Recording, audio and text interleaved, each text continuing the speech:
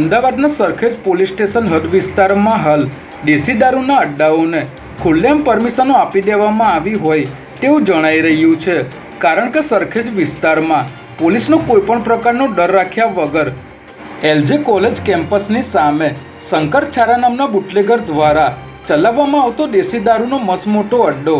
અમારા કેમેરામાં કેદ થયો છે, જે બુટલેગર દ્વારા દારૂ વેચવાની સાથે ત્યાં બેસીને દારૂ પીવાની પણ વ્યવસ્થા ઊભી કરવામાં આવી છે, જે આપ સૌ વિડીયોમાં જોઈ શકો છો। ત્યારે શું અહીં ચાલતા આવા મસમોટા દેશી દારૂના અડ્ડાઓથી સરખેજ પોલીસ સ્ટેશનના પીઆઈ અજાણ છે કે પછી તેમની રહેમનજર હેઠળ જ આવા ગોરખધંધાઓ ચલાવવામાં આવી રહ્યા છે, તેવા અનેક સવાલો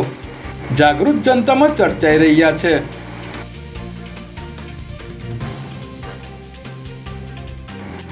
અમદાવાદ શહેર પોલીસ કમિશનર દ્વારા પણ શહેરમાં દારૂ જુગાર જેવી બદીઓને સંપૂર્ણપણે બંધ કરાવવા કડક સૂચનાઓ આપવામાં આવતી હોવા છતાં પોલીસ કમિશનર તેમજ પોલીસની ઉપરી એજન્સીઓને ગણકાર્યા વગર જ